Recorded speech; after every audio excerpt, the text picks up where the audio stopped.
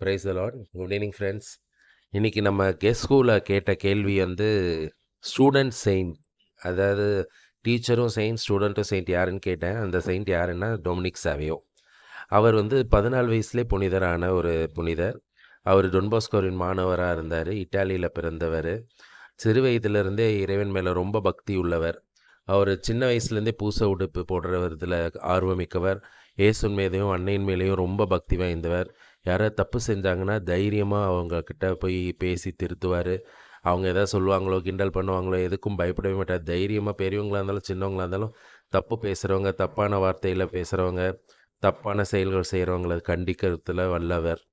இறைவன் மேலே அதிக பக்தி உள்ளவர். குருவானவராக ஆகணுன்றது தான் அவரோட ஆசை.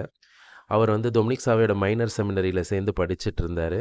அப்போ வந்து அவருக்கு சிறு வயதிலேயே காச நோய் ஏற்பட்டு அவர் ரொம்ப உடல்நிலை பாதிக்கப்பட்டு இறந்துட்டார்.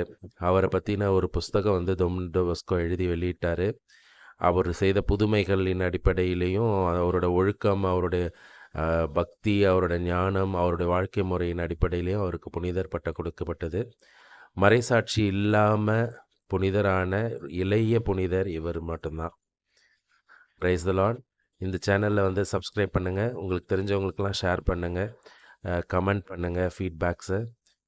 நிறைய பேருக்கு இதை ஷேர் பண்ணுங்கள். ஏன்னா இளைஞர்கள், குழந்தைகளுக்கு வந்து இந்த புனிதரை பற்றி தெரியட்டும். அவர்களும் புனிதராக இது ஒரு உதவியாக இருக்கும்.